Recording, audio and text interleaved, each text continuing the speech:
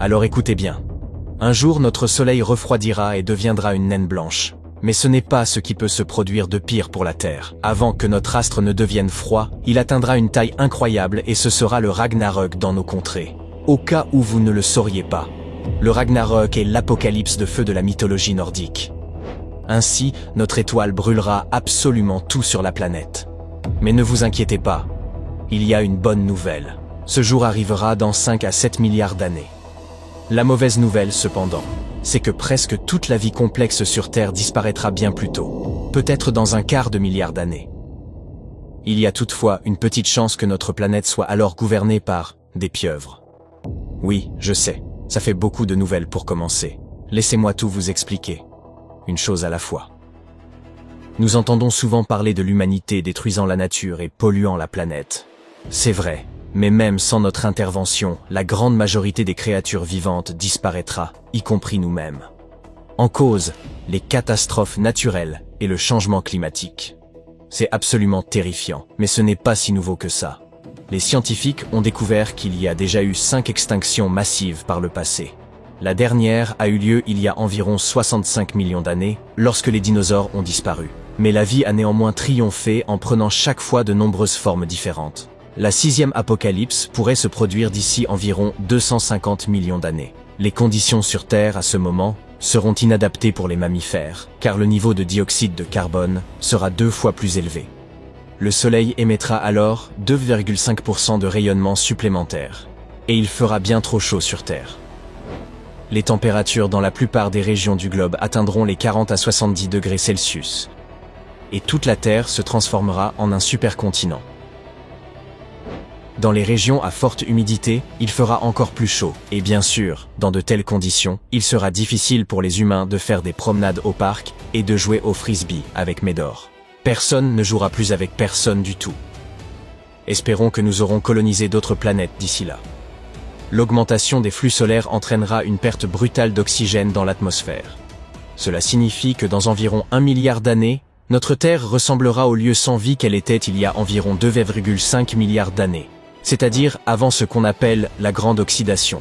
À cette époque, l'air était rempli de méthane, de dioxyde de carbone et d'autres gaz, et la planète était habitée par les bactéries les plus simples. Certaines d'entre elles ont un jour appris à produire de l'oxygène à partir de la lumière du soleil et du dioxyde de carbone. Au cours des milliards d'années suivants, elles ont généré suffisamment d'oxygène pour que naissent de nouvelles formes de vie plus complexes. Eh bien, il semble que nous retournerons à ces temps préhistoriques. Les humains ne peuvent ne pas exister dans de telles conditions, mais certaines formes de vie complexes cachées dans les profondeurs sombres de l'océan pourraient être capables de s'adapter à l'atmosphère modifiée et de devenir ainsi les maîtres de la Terre. Ces formes de vie complexes sont les pieuvres. Il en existe de nombreuses espèces. Certaines vivent dans les zones côtières, tandis que d'autres préfèrent les eaux profondes des mers et des océans. Et certaines espèces pourraient être capables de survivre et de créer une nouvelle civilisation. Mais pourquoi les pieuvres? Elles sont parmi les créatures les plus intelligentes de la planète et probablement les plus futées parmi tous les habitants des profondeurs obscures. Les pieuvres savent utiliser des objets comme outils. Par exemple, elles peuvent porter une coquille de noix de coco pour se protéger ou se cacher. Dans les laboratoires, elles utilisent divers objets pour venir à bout des labyrinthes. Ces animaux s'échappent souvent de leur bassin pour rendre visite à d'autres pieuvres dans les bassins voisins. Donc oui, elles sont hautement intelligentes, mais pas au sens humain. Leur intelligence est davantage similaire à celle d'un ordinateur. Vous voyez, les pieuvres ont des neurones non seulement dans leur cerveau, mais aussi dans leurs 8 tentacules et dans leurs yeux. C'est comme un grand centre de données. Et leurs membres perçoivent leur environnement avec une précision exceptionnelle, comme s'ils étaient eux-mêmes des cerveaux. Non seulement leur intelligence, mais aussi leurs propriétés physiologiques pourraient aider les pieuvres à survivre si l'apocalypse nous frappait. Leur corps n'a pas de squelette. Elles peuvent se faufiler à travers n'importe quel trou, contourner n'importe quel obstacle. Et leurs 8 membres hautement développés leur permettent d'interagir intelligemment avec leur milieu. Les corbeaux peuvent plier des morceaux de fil de fer avec leur bec. Ils peuvent jeter des pierres dans l'eau pour en élever le niveau et attraper de quoi se nourrir. Mais ils ne possèdent qu'un seul bec. Une pieuvre avec ses tentacules a au moins 8 fois plus de possibilités. Comme elles n'ont pas de colonne vertébrale, elles bâtiront très probablement une civilisation non pas sur Terre, mais sous l'eau, où il est beaucoup plus pratique de se déplacer avec un tel corps. Pour construire une civilisation, elles devront trouver une source d'énergie bon marché. Par exemple, les sources hydrothermales sous-marines ou encore les marées dans les zones côtières. Ce sera une tâche difficile, mais ce ne sera pas la chose la plus ardue pour la création de villes. Il leur est naturellement très difficile de maintenir des liens sociaux. Ce sont des solitaires qui forment habituellement des groupes de plusieurs individus. Mais cela ne suffit pas pour mettre en œuvre la construction à grande échelle de zones urbaines sous-marines. Les parents transmettent la culture, l'histoire, l'éducation et les lignes directrices morales à leurs enfants. Ils consacrent beaucoup de temps et d'efforts à l'éducation. Les pieuvres, quant à elles, ne font rien de tout cela. La femelle pieuvre meurt peu de temps après avoir pondu ses œufs. Le mâle ne s'accouple qu'une seule fois au cours de sa vie et meurt peu après que la femelle soit fécondée. Ainsi, en un sens, les jeunes pieuvres naissent toutes orphelines. Il n'est donc pas surprenant qu'il leur soit si difficile de tisser des liens sociaux. Au cours des 50 à 100 derniers millions d'années, les pieuvres n'ont pas développé de sentiments collectifs. Et il est difficile d'imaginer qu'ils apparaissent soudainement, un jour. Mais peut-être que quelque chose les incitera à s'unir, qui sait. Certains scientifiques qui étudient les pieuvres ont remarqué au cours des 10 dernières années que certaines espèces faisaient preuve de compétences sociales. Ils ont repéré des groupes de 10 individus ou plus. Si l'humanité ne détruit pas la vie de ces animaux en pêchant et en déversant des tonnes de déchets dans l'océan, ils pourraient avoir de bonnes chances de réussir à conquérir la planète. Mais s'ils échouent, les deuxièmes meilleurs candidats pourraient être les nématodes. Ce sont de petits vers blancs. J'espère que les pieuvres gagneront. Elles sont beaucoup plus mignonnes. Elles pourraient également réaliser une percée technologique beaucoup plus rapidement que nous ne le pensons.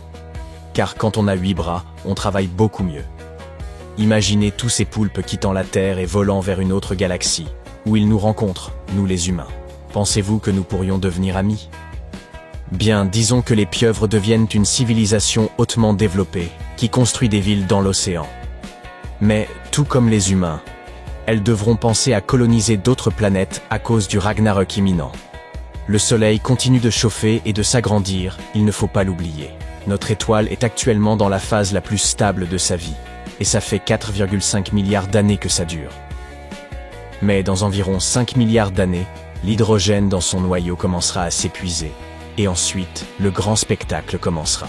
À mesure que la fusion de l'hydrogène ralentit, le noyau commence à se contracter. À mesure que le noyau se rétrécit, il se réchauffe jusqu'au moment où il est en mesure de lancer une nouvelle série de réactions nucléaires, fusionnant l'hélium en éléments plus lourds, tels que le carbone, l'azote et l'oxygène.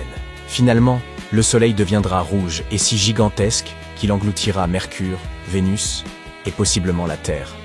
Ainsi, cela pourrait être le Ragnarök non seulement pour notre planète, mais pour tout le système solaire. Peu importe à quel point les pieuvres sont coriaces, elles ne survivront pas à une telle catastrophe, car la Terre pourrait brûler complètement. Peut-être ressemblera-t-elle à la Lune, ou disparaîtra-t-elle tout simplement. Que se passera-t-il ensuite avec le Soleil ? Son énergie s'épuisera tôt ou tard. Ensuite, il rétrécira jusqu'à faire la taille de la Terre et se transformera en une naine blanche. Lorsqu'une étoile s'éteint, elle éjecte une énorme quantité de gaz et de poussière. Seul le noyau en refroidissement demeure. Toutes ces couches externes flotteront dans l'espace, formant une nébuleuse magnifique. Et notre système solaire deviendra méconnaissable. D'une certaine manière, tout ça peut sembler assez triste et effrayant, mais regardez le bon côté des choses. Cela n'arrivera pas avant 5 à 7 milliards d'années, alors vous pouvez vous détendre. L'humanité vit sur Terre depuis environ 40 000 ans. Si nous compressions toute l'histoire de notre planète en une journée de 24 heures, alors l'histoire des humains équivaudrait à 1 seconde. Si nous avons atteint un tel développement en 40 000 ans, que se passera-t-il dans 100 000 ans ? Dans 1 million d'années ? Dans 1 milliard d'années ? C'est difficile à prévoir. Alors pourquoi ne pas aller au parc et profiter du soleil, qui est encore si agréable ? Mais pensez quand même à emporter votre crème solaire.